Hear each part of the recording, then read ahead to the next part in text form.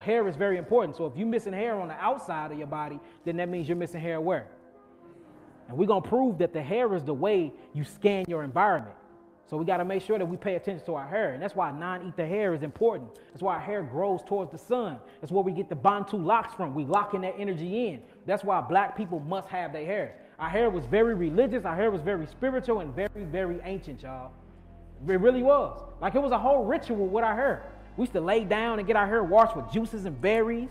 Put a couple strawberries in there, boo. You know what I'm saying? Like hair is sacred because that's the only way you can decode and scan your environment.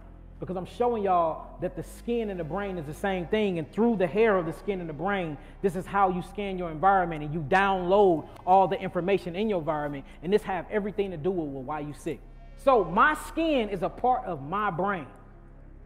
I need to make sure I ain't rubbing no lotion in there. You know, y'all, let me get the lotion. You gotta and look, the skin is so powerful and it absorbs. Think about all the chemicals, the perfumes, the cologne, all of the moisturizer that you're putting in your skin is made with all these chemicals. You are literally, when you taint your skin, since your skin is made from the same cells of your brain, you're tainting what? Your brain. A lot of y'all be in school taking tests, wondering why you can't think straight because you got a whole thing of Vaseline on. Your brain can't breathe. You done clogged your whole brain up because you done put all the oil on your skin. I know that's funny, but that's some true stuff though. Think about it. Your skin is the largest organism. The skin is the largest thing on your body. It's the largest organ on your body. Not only is it excretory, meaning it produces things like sweat and stuff like that, but it absorbs things as well. So we got to be very, very careful about what we put in our skin. And if your skin is messed up, something is wrong with what? Y'all know what this is called? Holistic healing. Proteins. Again, I do not like the name protein, so we're going to call it simple amino acid structures. Can y'all say that? Simple amino acid structures. Y'all can't understand that you're vegan and you're plant-based, but I got one question. Where do you get your protein? Well, I be wondering. Hey, look, if nothing irritates me the most is that question, y'all. I'm telling y'all. That drives me up a wall. Because it's like, man, it's 2020 now. We should be already knowing that protein is not good for us. A neurotransmitter is impulses of electrical activity that shoots inside of your body that connects a certain part of your body with the other one. So say you need to walk. Guess what your brain gonna do? Your brain is gonna send messengers down to all the different cells inside of your leg because the body is made of cells, nerve, and lymph. All right, so the nerves is what communicates and commands the cells of the body. The lymphatic system is what cleanses the cells of the body. And the blood is what feeds the phytonutrients and oxygen to the cells of the body. So when you have melanin neurotransmitters, the melanin neurotransmitter, it runs throughout the body and it commands the body to do certain things. Like how I'm walking around, this is instant commands. It's telling my legs to move, so I'm moving. So it said that these melanin neurotransmitters are actually connected to the membrane receptors. So the skin or the hair scans the environment, then it gets the signal. The signal then tells the melanin neurotransmitter what to do with the body. So this shows you that the environment, how you receive your environment is actually what acts out your movement. Your environment is what's instructing you to do your movement. Your environment is what instructing you to think. How your environment is how it molds your thinking. So if your environment is the ghetto, the projects, cockroaches, I grew up around a lot of those. Used to bring them to school all the time. Ask my mama. We grew up around a lot of roaches. But you see what I'm saying? This have a psychological process on you than you growing up in the suburbs somewhere. You got dropped off at school. You didn't have to ride on the bus. All these different variations of your environment is what molds and shapes your personality. Your personality actually comes from your environment. Y'all get that? Just think about it. And this is how you know that culture shows and manifests through the body. If somebody walked in here right now with all red on, with their right pants leg pulled up, with a red rag hanging out their left pocket, they're a what? They're a gangbanger. Did they have to tell you that? No, because they express the environment through them, through their clothing. And that's why we have to change our clothes. They have to be more cultural. That way we can start speaking. I shouldn't have to open my mouth for you to know who I am. I brought me a beautiful garment too, an African garment. It just got messed up and all that, so I couldn't wear it. But I was gonna be fly on here today. I was gonna be real fly, straight up. So my step might not be, I was gonna be out, you know what I'm saying? So it might not be as cool today because I ain't got my African garment on. It's showing you that clothes is psychological. Have you ever put on a button down or a suit and you just felt like money? Showing you that everything about you is spiritual and psychological, because all that is matter is mind.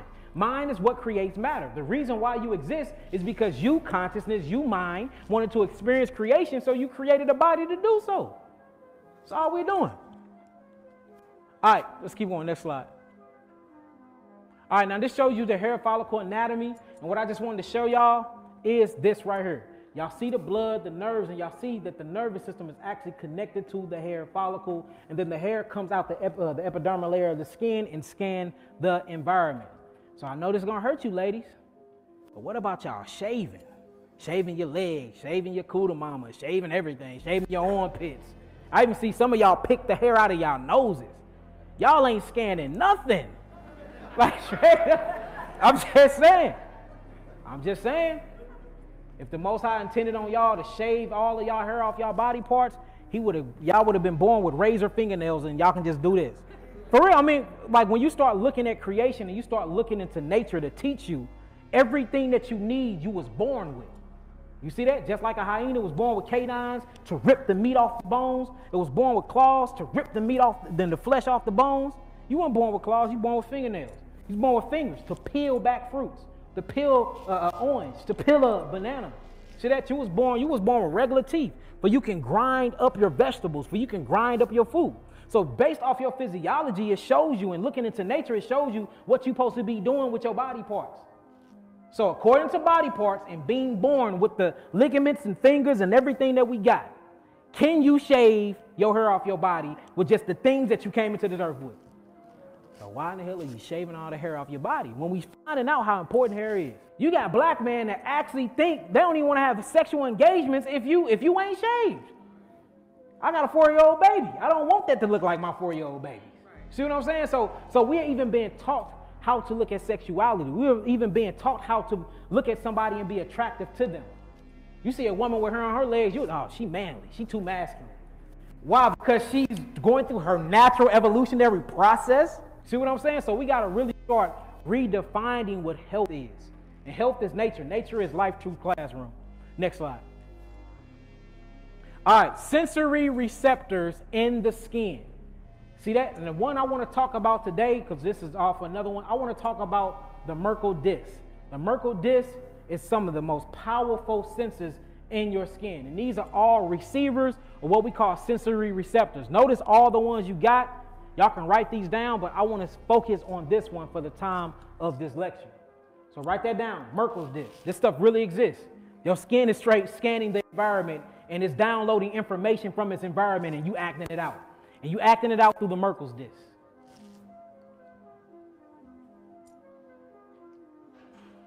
Let me know once y'all got that down. We'll switch to the next slide. Let me get my water.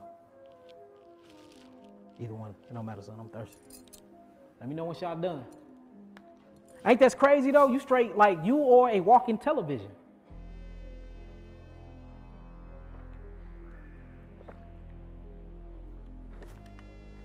Y'all got that? Merkle's disc. I'm going to explain it in the next slide. I just need y'all to write it down.